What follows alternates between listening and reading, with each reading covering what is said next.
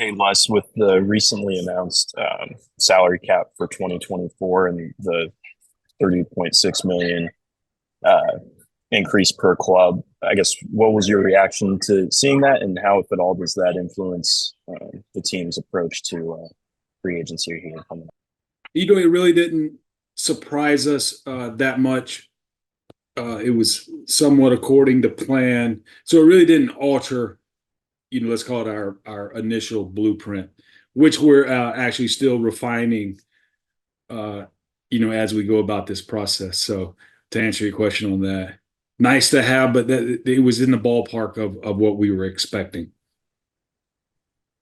And then to be able to re-sign Demarcus Robinson and get him back in the fold and just have that continuity in the receiver room, what it mean to be able to bring him back, and why was that important? Well, I think as most of us on the call, right, we do realize how much we're in 11 personnel. There is always an intent to uh, try to get as many receivers involved as possible, so that right the guys that, let's call it, are in the lineup for the opening play play a little bit less, just so that that you keep them fresh as the season goes on from September to the goal of being late January, early February. So that is neat to have that continuity. The neat thing about our offense is there is an element of, there's a lot of veterans. We've had, obviously, is Puka a veteran now? I know, but keeping continuity there with that group that knows our offense, have been in it for a while, to keep that machine humming, and then go forward in this offseason to add some pieces to hopefully make that machine even more lethal, per se. Thank you. Appreciate Adam. Hey Les, last week Sean mentioned having discussions with uh, Coleman Shelton and his team. I was just curious if there's been any updates on that. No updates. No result from the update. We're in constant communication, Adam, with Coleman, with his rep. So they are, here's what I can say: this in the logistics of it, he had a void. He wanted to take the void, and at that point, let's begin figuring out maybe the next contract for him. And I would say most players get to this point where, okay, the season's over, they're in the last year of their contract.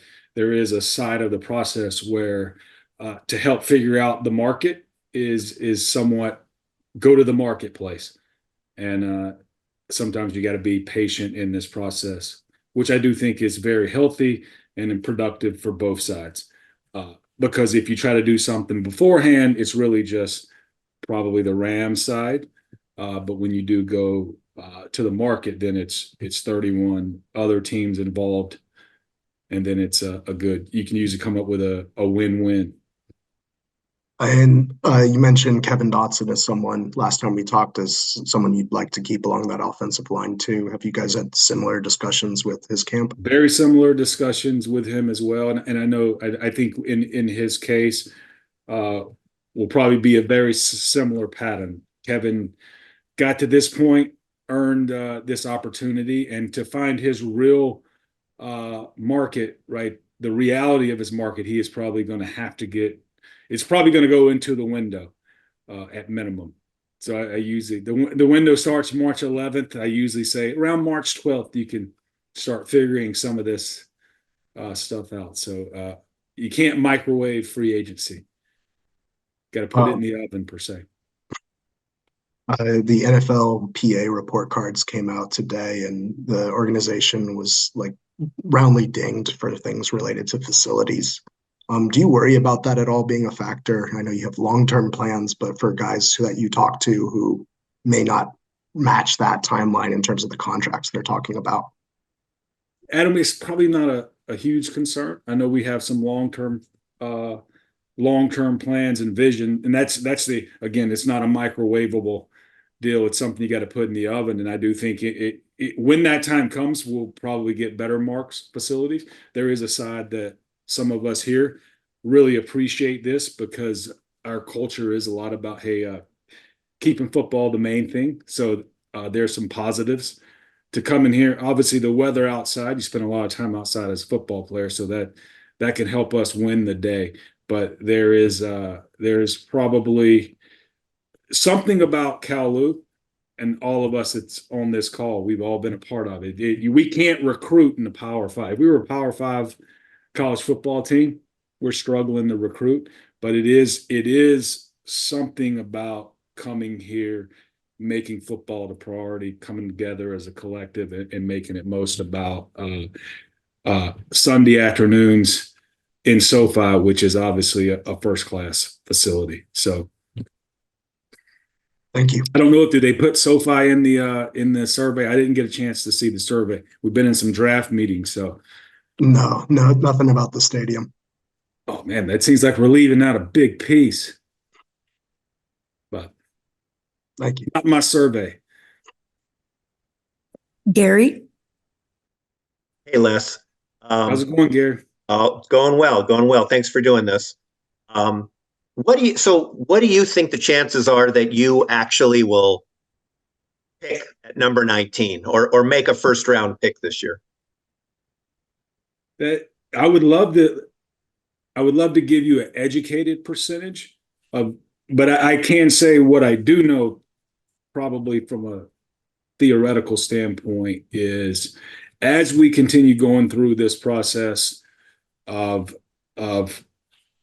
understanding the draft, who fits, who might be around us, things like that. That's really when you get into, hey, is it at 19, is there an opportunity to move up for a specific player? But that player also, with that comes a trade-off where you're going to give up. Right now, where I think we're starting with 10 picks, maybe 11. I think 10. I'm not sure. But if you do that, right, you're giving up some picks behind you. So that trade-off. And then there's the trade-off of, oh, do you move back? And we've talked a lot about that, but usually a lot of times it's, hey, what are we getting in return? And things like that. And is it worth, let's call it not picking at 19. So again, and two, Gary's, when you get on the clock, usually in these cases, we may have some version of a pot of players. It's like, wow, if one of those players get there, kind of like let's call it dream 19 pick per se. And then there's going to be I call it a more realistic pot of players at 19. And usually you get there and you kind of figure out how many are left on the board. If one of your dream players is there, do you take him? If one of your realistic players are there, is there someone else there? It's a lot of those variables. So it makes it fun, and it makes the preparation. I think I mentioned it the other night at the draft. I say that the season ticket holder event that we had is we always hear about, oh, what's this? We're going to follow the board, this vertical stack. And that stack is subjective, but there is so much that goes into the nuance of where players are stacked on the board. But the stack helps you, Gary, if we were to trade back, let's say someone was going to give us a valuable draft pick, how far are you going back? And then you can kind of count the players and go, okay, if we go back that far, we get this extra draft pick or 2 or 3, whatever it is, but we know we have a good chance of ending up with one of these players. So that's where that vertical stack does help. Again, I always say it's subjective. Everybody says follow the board.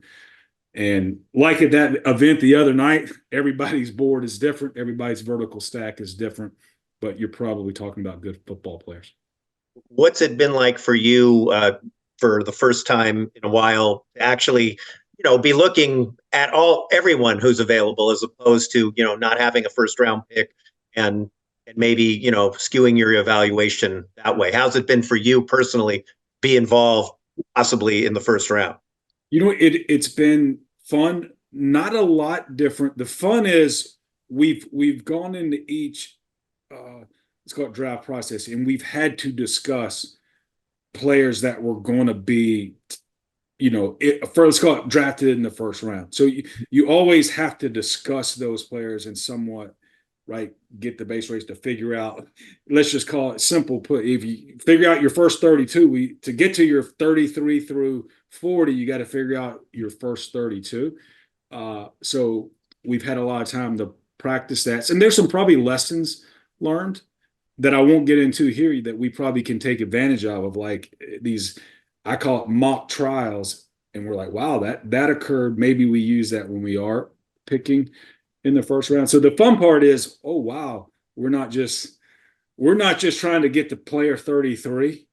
We actually could pick one at 19. And in the past, we haven't been able to say that. And from where you sit, what is Stetson Bennett's status, and will you guys will it preclude you or inspire you to draft another quarterback this year?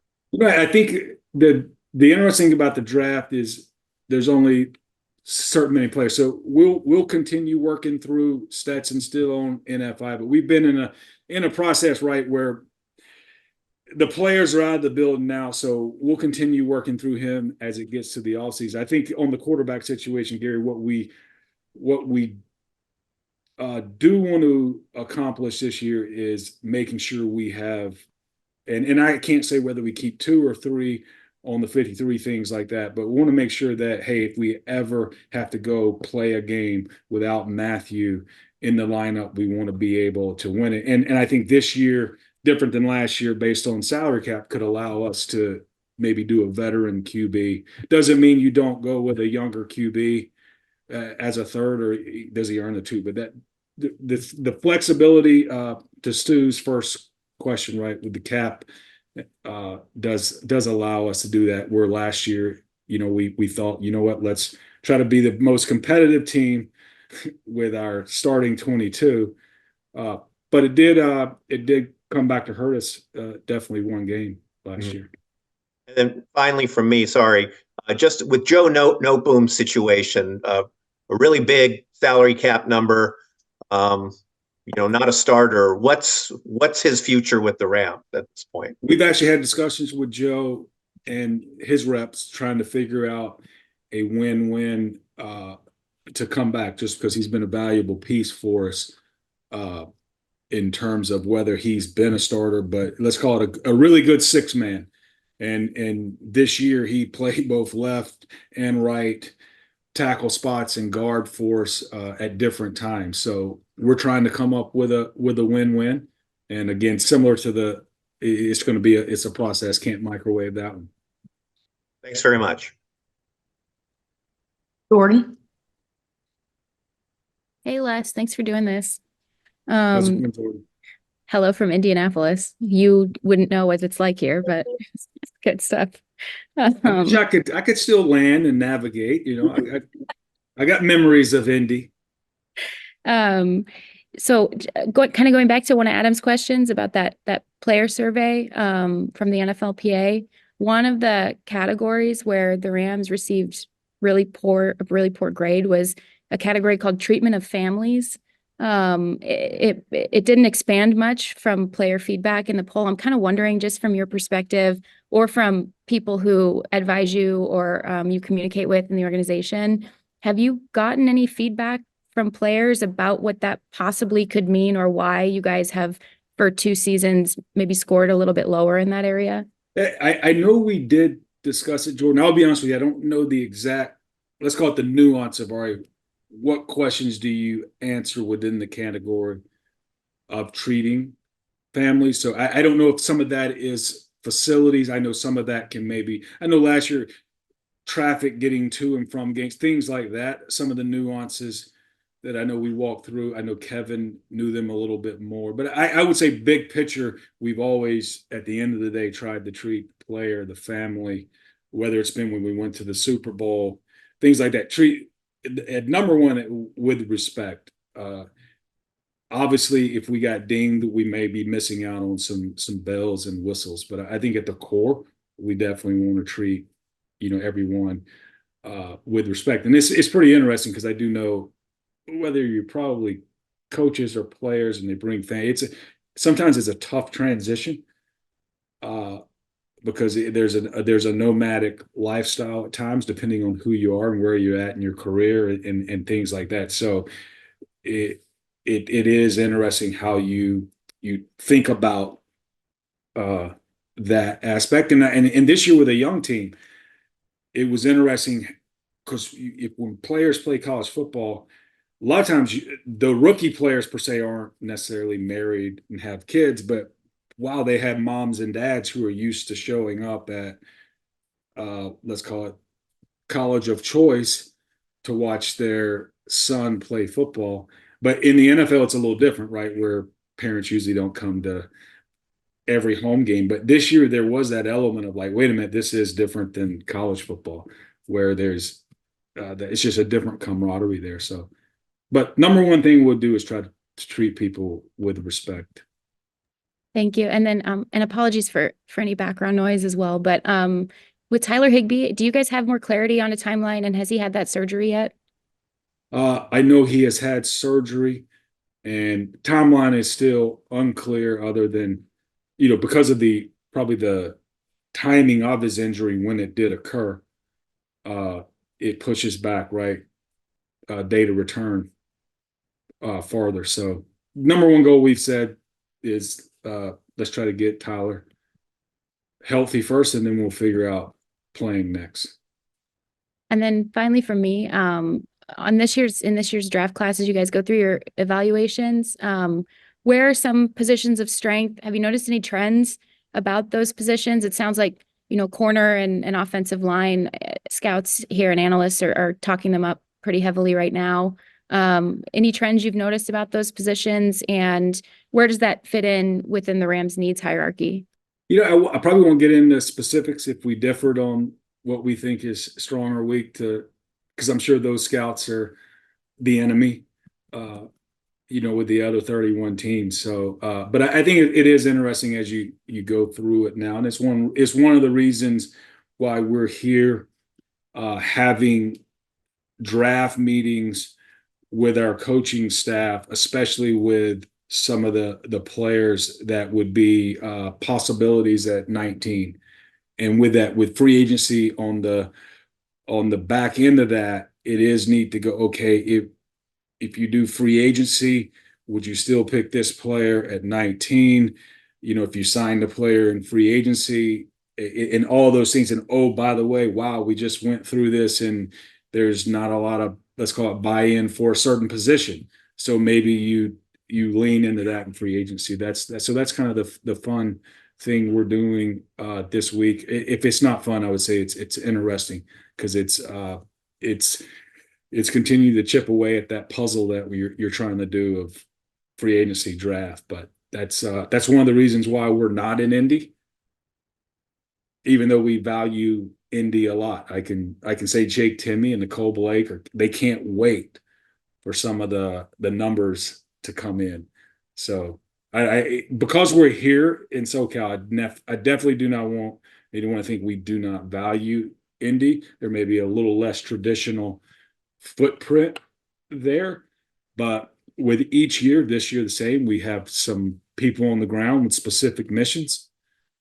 We look forward to the numbers. We'll get probably the day after a subset of a position group works out. I can come in the next day and read an evaluation in our systems based on what our scouts thought that player did in the workout portion. Jake and Nicole will blend up the analytics on where that player scored in terms of 40s and vertical jumps and things like that. So Jeff Foster, NFS staff, they do a great job. We're a little less traditional footprint there, but do value Indy. Thank you, Les. Sarah? Hey, Les. Last time we talked about the parallel between Sean's first season and then what happened last year. Just curious, what happened in that next offseason that you think helped contribute to you guys being able to make the Super Bowl the next year? That's a good question, Sarah. I don't know if I have thought about that a lot in terms of, here's what I do know. What we probably never do is say,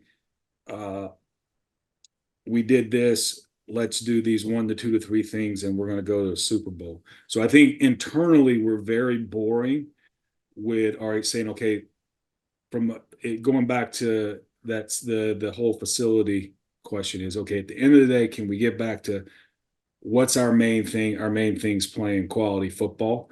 But Sarah, you're onto something in that what we do know from last year that we learned during the year is, okay, certain or specific parts of the machine helped us actually win football games. Coming into the season, there was a lot of questions on right, could this team win? If they could win, how could they win? Things like that. So I do think what happens in a previous season is you can go back and look and go, okay, here's our collective, here's how our machine worked. What part of those machines helped us win football games? What part of that machine actually hindered us from winning football games? And that's probably what you're now getting to, Sarah, as you get into, okay, can we improve our machine? Can we improve our collective with this? And then in the case of, let's call it a Kevin Dotson, Coleman Shelton, or something like that, we would look at, and I'm sure a lot of people would, is helpful parts of the machine to help us win. What if we do lose one of those players? Okay, there's a void there. How do we replace that particular player to help the machine keep going? But I think it's, on a simple term, is the difference between coming off a season where you've won and you have a lot of your core coming back is you have efficacy, I call it. You know you can win. You actually know how you won. Where if you're coming off a season or you're somewhat in what I call a rebuild where you haven't won yet, you're hoping you can win. You're doing things that you think might help you win the games, but you hadn't done that yet. And then do you expect Aaron Donald to be part of that group that comes back next year? You know what? They're definitely hoping Aaron is. I know he's I got again, one of our friends who covers the Vegas Raiders now sent me this from Mobile, Vincent, but I guess it was the 75th team. But I know Aaron's definitely approaching the off season where he's doing his normal getting away, somewhat trying to get revitalized with the goal of, playing good football. Thank you. Okay, looks like we'll wrap up with Maria and then Gary again. Hey, Les, thanks for doing this. How's it going, Maria? It's going okay. How about you? I am good. Okay, that's a good thing. Not as good in Jordan. She's in Indy. Yeah. We're stuck in Southern California. We're stuck in LA. We're stuck in LA. When you talk about that pot of players that might be your dream picks for the draft, does that change over time, or do you already kind of have an idea of who they are now? You have a really good idea of who they are now. Now that the coaches get involved, you begin seeing how they fit. Do they give our machine an edge? Which players? So now if you have a pot of players, and let's just say there's 4 or 5, and they all play 5 different positions, you'll now begin, the order of those 5 may change based on positions they play, based on maybe things that even happened in Indy this week, based on data we collect sometime during the spring. But I can say that the pot of players usually do not change unless there's something really unforeseen or unfortunate or things like that. But I can say that probably the order of them change, could change hourly, not that much, but the interesting thing is I know Jake and Nicole, part of our analytics, will definitely keep tabs of how that is changing, the order within the pods, and we try to have a why for that, so that you keep running scenarios and keep trying to figure out the best player. Now, what's interesting, what makes the draft easy sometimes, Maria, is in that usually if we got 5 players, you can count on 1 or 2 being there for the most part. Usually other teams probably value them as well. So it makes sometimes I say the draft becomes a little bit easier when it starts, because unfortunately other teams are making decisions for you. Also, you brought John Johnson back in last year, and that seemed to work out pretty well. What are the chances of him coming back? We talked to John. His reps too, and we've definitely discussed a role moving forward. So again, it's part of the free agency thing. No one's truly ever ready to make a decision today. A lot of people want to get, let the bell ring and see what options are on the table. Thanks, Les. Gary? Hey, Les, thanks for taking the follow-up. The way you've kind of described things are kind of low-key, conservative and whatnot, but you've taken, historically some big swings before the draft in free agency and whatnot. And the other night, Kevin was saying, your philosophy last year was really to position you and Sean to kind of do what you do best. And he described that as dream big, get crazy, and have an off season. And so I'm just wondering, are you dreaming big, and are you going to do something crazy? I would hope that it's not crazy. I can't say that Sean and I, at the core, we like to attack. We believe in being aggressive. Hopefully there's some reason there. Kevin probably would say sometimes there's not. Now, what I do know is if we're going to bring reason into it is, and we talk about this internally a lot, is like just because there's, let's call it this amount of space when the bell rings, and I mentioned it the other night at the season ticket event is and where Tony's, I call it his role is in the process, is reminding us that, right, it's not just let's don't spend all the cap at Christmas. Let's maybe save some for a birthday down the road, an anniversary down the road, a Mother's Day down the road, right? It's not going to be as probably, you're right. There's not as many presents as it is in free agency, but there is some possible when I use the example, right, where if you are somewhat, I don't want to call the word frugal, but if you're wise, you can have a space for a Von Miller or an OBJ. And going back to Sarah's question too, is even during a season and like then is like, okay, wait a minute, we're here and we could have had a record way back then. And now I even forget the year. I shouldn't. It's probably the greatest football year of my life. But you're like, oh, we have this record. We're playing this way. Let's add OBJ and Von Miller. Where if we were 2 and something there, you might not have done that. And I'm pretty sure they might not have wanted to come here anyway, right? So you're using your model. Here's our machine. Here's where we're at.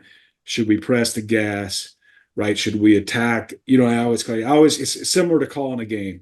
When should you hand it off? When should you give your defense a break? When should you punt? Okay, when should you go forward on 4th down? When shouldn't you, try to strike from a distance? And so hopefully it's not crazy, but I can say this: Sean and I do have in our DNA an element of,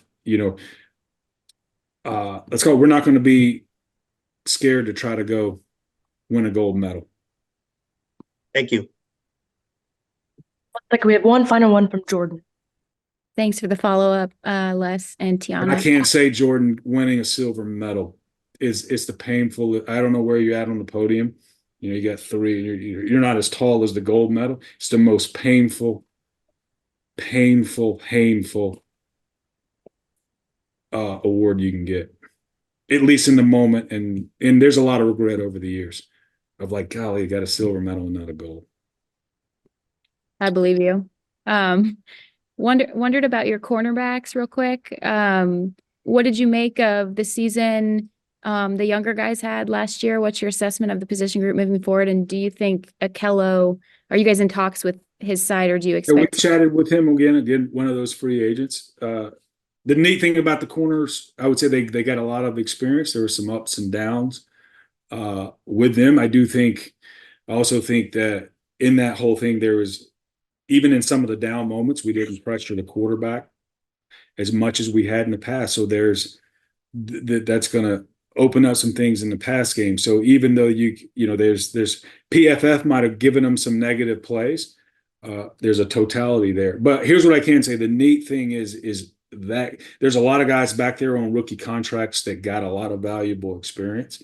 And now it's on us, it's on them to, right, take that experience and evolve, get better, continue trying to figure out a way to give us an edge, and we'll try to figure that thing out.